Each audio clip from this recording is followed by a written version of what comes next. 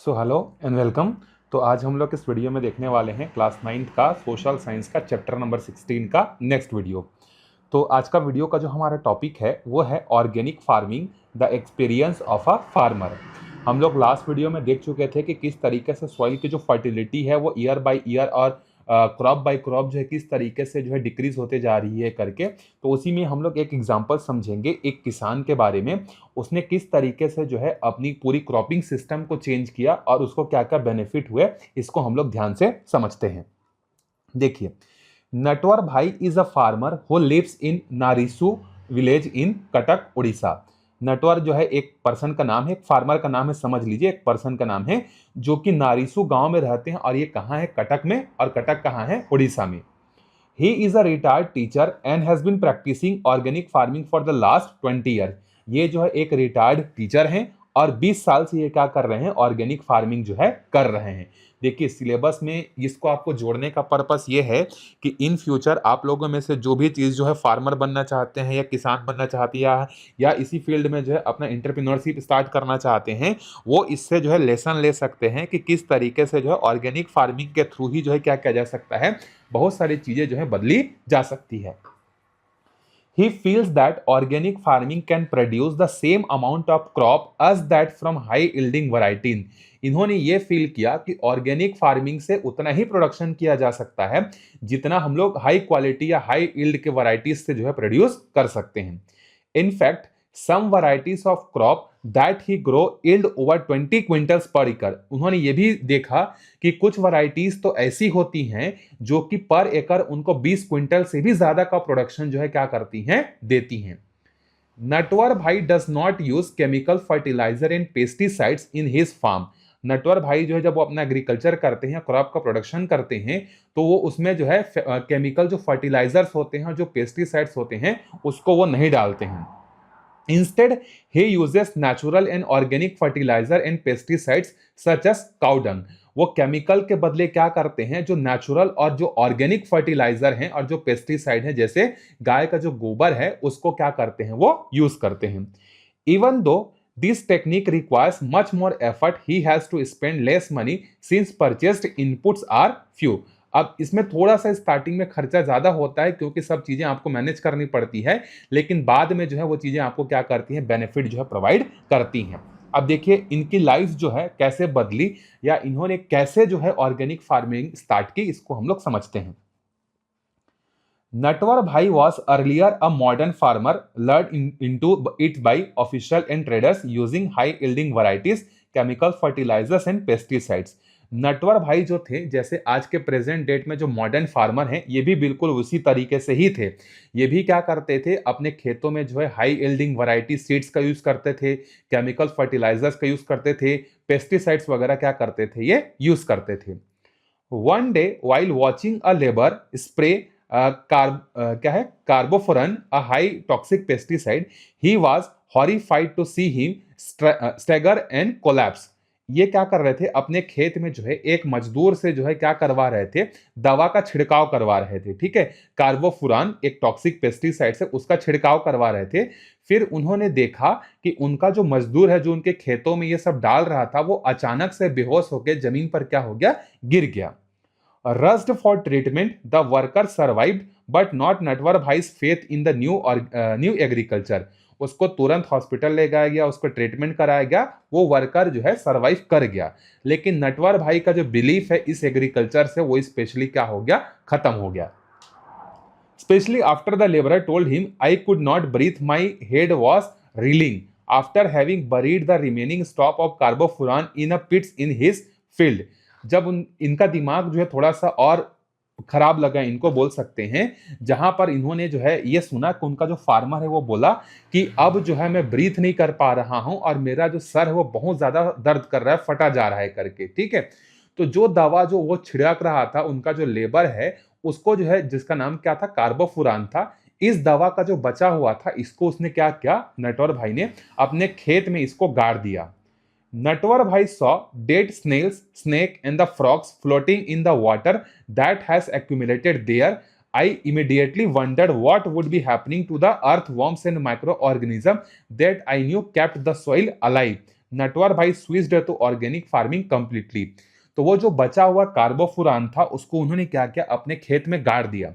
और कुछ दिन बाद जब उन्होंने देखा तो जहां पर इसको गाड़े थे वहां के जितने भी जो स्नेल्स थे, जो स्नेक थे, जो फ्रॉग थे, जो क्या करते हैं ये जमीन को फर्टिलाइज करने का काम करते हैं, वो सबके सब यहाँ पर क्या हो जाते हैं, मर जाते हैं। जितने भी माइक्रो ऑर्गेनिज्म रहते हैं, चाहे वो अर्थवॉर्म हो या कोई दूसरा माइक्रो ऑर्गेनिज्म हो। इतनी खतरनाक होती है केमिकल दवाएं, देखिए। और उन्हीं केमिकल दवाओं को हम लोग कंज्यूम कर रहे हैं तो ह्यूमन का जो हेल्थ है वो कैसे डिक्रीज नहीं होगा। पहले के लोग 100 साल जीते थे, लेकिन आज के डेट में जो है लोग जो है 60 क्रॉस करना पॉसिबल नहीं है। क्यों ऐसा हो रहा है, उसके पीछे का रीजन है ये सारे केमिकल चीजें। और देखिए आने वाले फ्यूचर में जितने भी लोग हैं वो सब के सब धीरे धीरे देखना ऑर्गेनिक फार्मिंग की तरफ ही क्या होंगे, शिफ्ट होंगे। क्योंकि ऑर्गेनिक फार्मिंग जो है या ऑर्गेनिक जो प्रोडक्ट है उसकी डिमांड कंटिन्यूअसली क्या होते जा रही है, बढ़ते जा रही है। तो ये सब चीजें जब उन्होंने देखा कि उनके खेत में जितने भी जो माइक्रो ऑर्गेनिज्म थे या अर्थवॉर्म्स थे जो कि उसको फर्टिलाइज करने का काम करते थे वो मर गए हैं, तो उनका जो है उनको समझ में आ गया कि ये केमिकल कितने खतरनाक है और इसको हम लोग कंज्यूम कर रहे हैं। तो इस घटना के बाद जो है उन्होंने क्या किया, वो पूरी तरीके से ऑर्गेनिक फार्मिंग में शिफ्ट हो गया।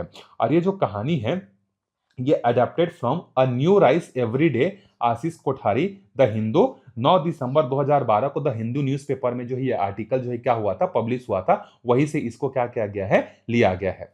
ठीक है, चलिए बिल्कुल ओरिजिनल कहानी है। चलिए कुछ क्वेश्चन पूछा जा रहा है, व्हाट इज ऑर्गेनिक फार्मिंग। तो ऑर्गेनिक फार्मिंग का एक वो टाइप है जहां पर हम लोग अपने क्रॉप्स के प्रोडक्शन के लिए जो केमिकल फर्टिलाइजर और पेस्टिसाइड्स है उसका यूज नहीं करते। उसके प्लेस में हम लोग किसका यूज करते हैं, जो नेचुरल जो हमारे पास पेस्टिसाइड्स या फर्टिलाइजर है, जैसे गोबर हो गया, नीम के पत्ते हो गए, इसका यूज करते हैं। इसको क्या कहा जाता है, ऑर्गेनिक फार्मिंग कहा जाता है। सेकेंड क्वेश्चन देखिए, can we produce the same quantity of crop using organic farming as we get by the using chemical fertilizer। तो जी हाँ, जितना हम लोग केमिकल फर्टिलाइजर यूज करके जितने क्रॉप का प्रोडक्शन हम लोग कर पाते हैं उतना ही हम लोग ऑर्गेनिक फार्मिंग से भी कर सकते हैं। लेकिन बस स्टार्टिंग में हमको थोड़े से जो है बोल सकते हैं इन्वेस्टमेंट ज्यादा करना पड़ेगा और थोड़ा सा टाइम देना पड़ेगा, क्योंकि सॉइल को भी जो है केमिकल फर्टिलाइजर की जो है आदत हो गई है, तो उसकी फर्टिलिटी को रिटर्न होने में थोड़ा सा समय लगेगा। उसके बाद हम लोग जो है सेम अमाउंट में जो है क्रॉप्स का प्रोडक्शन कर सकते हैं। क्योंकि ये जो केमिकल फर्टिलाइजर है ये तो लगभग आज से 15-20 साल पहले आया है ना। उससे पहले हमारे इंडियन में हमारे छत्तीसगढ़ के जितने भी फार्मर्स थे वो तो कोई केमिकल का यूज नहीं करते थे, फिर भी क्रॉप का प्रोडक्शन बहुत अच्छे से होता था। इवन आज भी बस्तर, जसपुर, सरगुजा संभाग ऐसा है जहां पर बहुत सारे फार्मर अपने खेतों में कुछ नहीं छिड़कते हैं, फिर भी प्रोडक्शन क्या होता है, ठीक ठाक होता है। तो हमें इस चीज पर फोकस करना पड़ेगा, अपने घर वालों को भी समझाना पड़ेगा, जिससे ये क्या हो सकता है, केमिकल फर्टिलाइजर का यूज जो है कम हो सकता है। अगला क्वेश्चन है देखिए, थर्ड है यहां पर, how will organic methods of farming be effective for small scale farming, discuss. अब देखिए ये थोड़ा सा एक बहुत बड़ा चैलेंजिंग है, क्योंकि जो छोटे किसान जो होते हैं हमारे छत्तीसगढ़ में या हमारे इंडिया में, वहां पर छोटे किसान ज्यादा हैं। तो वहां पर ऑर्गेनिक मेथड जो है किस तरीके से इफेक्टिव हो सकता है,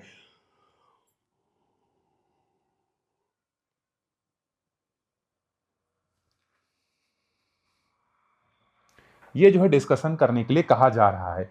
तो थोड़ा सा डेफिनेटली स्टार्टिंग में चैलेंजेस हो सकता है, लेकिन बाद में जो है जिस तरीके से लोग केमिकल फर्टिलाइजर को इजीली एक्सेप्ट कर लिए उसी तरीके से बाद में भी ऑर्गेनिक फार्मिंग को लोग एक्सेप्ट कर लेंगे। Do farmers use the toll free number 180018015551 for advising on farming, give example to explain. क्या आपके घर वाले जो है खेती किसानी के बारे में जानकारी के लिए ये जो फार्मर्स हेल्पलाइन नंबर है 180018015551, क्या इसमें कॉल करते हैं? अगर करते हैं तो आप कमेंट करके बता सकते हैं कि जी हाँ मेरे घर वाले जो है इस पर कॉल करके जो है जो वहां पे साइंटिस्ट जो बैठे रहते हैं उनसे सजेशन वगैरह लेते हैं, करके आप पूछ के जो है बताइएगा। आगे बढ़ते हैं, अगला टॉपिक है देखिए, जो सबसे बड़ा चैलेंज है हमारे छत्तीसगढ़ के लिए और हमारे इंडिया के लिए, वो क्या है, uneven distribution of land. Land का जो डिस्ट्रीब्यूशन है वो हर पर्सन या हर गांव में या हर डिस्ट्रिक्ट में जो है सेम जो है नहीं है। ठीक है, we have seen that it is important to restore the fertility of the soil. बिल्कुल, सॉइल की फर्टिलिटी को रीस्टोर करना जो है हमारे लिए क्या है, बहुत ज्यादा इंपॉर्टेंट है। These natural resource would help to maintain the yield of the crop in the long run। और यही चीज जो नेचुरल जो रिसोर्स हैं, यही चीज सॉइल की फर्टिलिटी और क्रॉप के क्वालिटी को क्या कर सकते हैं, ठीक जो है कर सकते हैं। On the other hand farm land that is available for farming is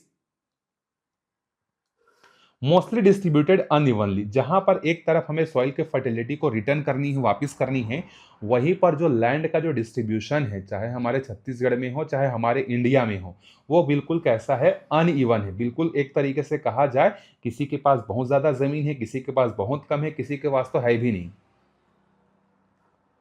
late us look at the example of a village to understand a realistic situation. एक विलेज का हम लोग एग्जाम्पल लेते हैं, और डेफिनेटली ये जो कहानी या ये जो विलेज का एग्जाम्पल जो ले रहे हैं, यही सेम सिचुएशन आपके गांव में भी जो है हो सकता है, जो क्रॉप का प्रोडक्शन करते होंगे।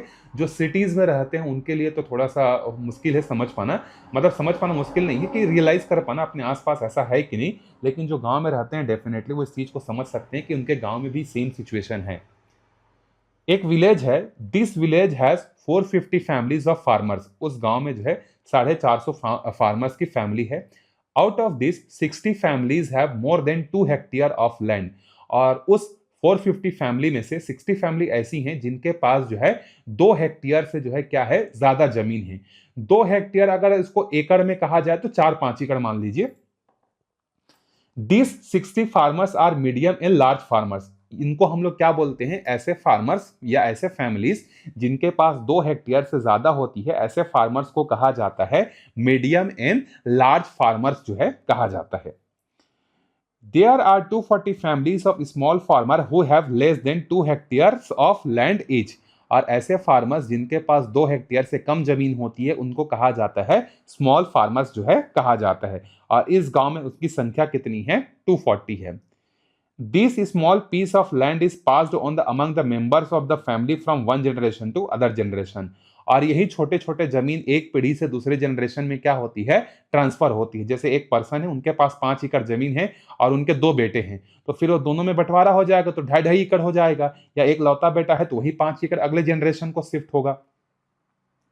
Due to this, farm size becomes smaller and all members of these families are not able to earn their livelihood from agriculture। अब एक तो ऐसे ही इनके पास जो है 5 एकड़ से कम जमीन है, और अगर इनके यहाँ फैमिली ज्यादा है, भाई ज्यादा है, तो इनका जमीन जो है बंटवारा होगा तो उनका साइज क्या होगा, और भी छोटा होगा। और उस छोटे साइज के फार्म से जो है इनके जीवन यापन जो है, लाइवलीहुड जो है पॉसिबल है क्या, सिर्फ एग्रीकल्चर से नहीं है। ठीक, Many members of these families often look for the employment elsewhere in the other sector। इसीलिए जो छोटे छोटे फार्मर्स होते हैं, जब उनका जमीन और बंटवारा के कारण और छोटा छोटा हो जाता है, तो उसके फैमिली वाले सबके सब जो है एग्रीकल्चर पर ही डिपेंडेंट नहीं होते हैं, क्योंकि फार्म का साइज इतना छोटा होता है कि सबका लाइवलीहुड उससे पॉसिबल नहीं है। इसीलिए जो है वो क्या करते हैं, बाहर जाकर जो है दूसरे सेक्टर में, इंडस्ट्री सेक्टर में, सर्विस सेक्टर में, या जॉब का जो है क्या करने लगते हैं, तलाश जो है करने लगते हैं। But that is not easily available. लेकिन ऐसा तो नहीं है कि जब वो खोजने जाएंगे जॉब तो उनको बड़े आराम से मिल जाएगा। आज के समय में आपको 5,000 रुपये महीने का जॉब ढूंढने में आपको जो है हाथ पांव फूल जाएगा, बहुत कंपटीशन है, जॉब की कमी है। Then there are 150 families of farmers who do not own land. अब ऐसे है, इस गांव में 150 फैमिलीज ऐसे हैं जिनके पास खुद का जमीन नहीं है। चलो इनके पास तो थोड़ा बहुत जमीन है, इनके पास नहीं है, ये कैसे करेंगे। They are landless. These families find work only for some part of the year। ये जो फैमिली है जिनके पास एक भी जमीन नहीं है, ये दूसरे के खेतों में जा जाकर क्या करते हैं, काम करते हैं। और ऐसा नहीं कि इनको साल भर काम मिल जाता है, इनको साल में कुछ ही समय जो है इनको क्या मिलता है, काम जो है मिलता है। They don't find any social support or employment opportunities in the non agriculture sector। इसीलिए इनको किसी दूसरे सेक्टर में जल्दी से जो है एम्प्लॉयमेंट वगैरह भी जो है नहीं मिलता है। This group is the most deprived group in the village. और ये उस गांव में या आपके गांव में भी ऐसे बहुत सारे लोग होंगे, ये बहुत डिप्राइव्ड हैं, ये बहुत दबे हुए या बहुत वीक सेक्शन बोल सकते हैं, जो कि विलेज के होते हैं। ठीक है, चलिए एक टेबल हम लोग देखते हैं। Category of farmers, area of land farmed by family for each category, percentage of farmer among total farmers, area of the land cultivated in total farm land. अब देखिए, स्मॉल फार्मर्स किसको कहा जाता है, जिनके पास 2 हेक्टेयर से कम जमीन है। ठीक, और अगर टोटल फार्मर की बात की जाए तो 85% फार्मर, मतलब 100 में से 85 फार्मर्स ऐसे हैं जिनके पास जो है 2 हेक्टेयर से कम जमीन है। और इनका जो कल्टीवेशन है वो कितना परसेंट है, देखिए 45% ही इनका जो लैंड है वो क्या है, कल्टीवेटेड है। टोटल फार्म लैंड का सिर्फ 45% पर ही जो है क्या कर पाते हैं, कल्टीवेशन कर पाते हैं। मीडियम और लार्ज फार्मर की बात करें तो जिनके पास 2 हेक्टेयर से ज्यादा जमीन है और टोटल फार्मर में इनका परसेंटेज कितना है, 15 है। मतलब 100 में से 15 किसान ही जो ऐसे हैं जो कि क्या हैं, आपके मीडियम और लार्ज फार्मर हैं। और इनका जो टोटल कल्टीवेशन में कंट्रीब्यूशन है वो कितना है, आपका देख सकते हैं 55%। सिर्फ 15% लोगों का कंट्रीब्यूशन आधे से ज्यादा है। तो इस तरीके से हमारे इंडिया में, हमारे छत्तीसगढ़ में अनइवन डिस्ट्रीब्यूशन है लैंड का। तो ये है सिचुएशन हमारे एग्रीकल्चर सेक्टर का। कितनी खराब स्थिति है आप अंदाजा लगा सकते हैं। आपने 2-3 वीडियोस इसके देख ली हैं, इसी से आप अंदाजा लगा सकते हैं कि क्या स्थिति है।